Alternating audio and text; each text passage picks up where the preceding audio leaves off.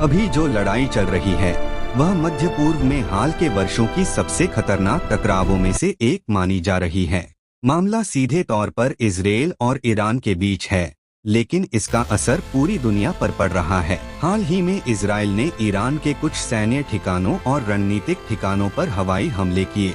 Israel का कहना है कि उसे शक है कि ईरान अपने परमाणु कार्यक्रम के जरिए भविष्य में बड़ा खतरा बन सकता है। इजरायल पहले भी कई बार साफ कर चुका है कि वह ईरान को परमाणु हथियार बनाने की इजाजत नहीं देगा। इसी कारण उसने पहले हमला कर खतरे को खत्म करने की कोशिश की। ईरान ने इन हमलों को अपनी संप्रभुता पर सीधा हमला बताया और जवाब में मिसाइल और ड्रोन से हमला किया। कई रिपोर्टों के अनुसार दोनों तरफ से मिसाइलें दागी गईं, हवाई हमले हुए और कई सैन्य ठिकानों को निशाना बनाया गया। कुछ हमलों में नुकसान और जानमाल की हानि भी हुई है। दोनों देशों में हाई अलर्ट की स्थिति है। इजरायल ने आपातकाल जैसी सख्त सुरक्षा व्यवस्था लागू कर दी है, जबकि ईरान ने भी अपनी सेना को पूरी तरह तैयार रहने का आदेश दिया है। यह संघर्ष अचानक नहीं हुआ। पिछले कई सालों से दोनों देश एक छिपी हुई लड़ाई लड़ रहे थे।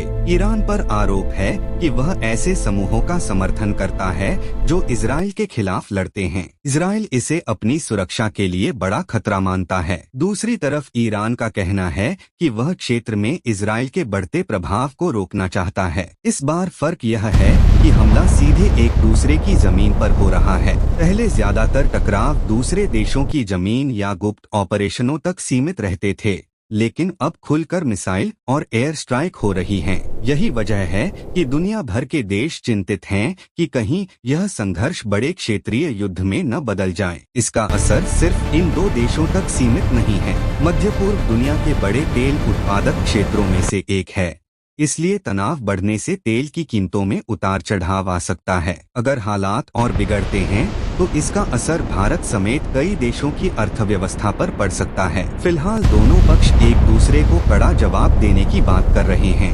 अंतर्राष्ट्रीय स्तर पर शांति की अपील की जा रही है, लेकिन जमीन पर तनाव अभी भी बना हुआ है। स्थिति तेजी से बदल रही और आने वाले दिनों में यह तय होगा कि यह टकराव सीमित रहेगा या बड़े युद्ध का रूप ले सकता है।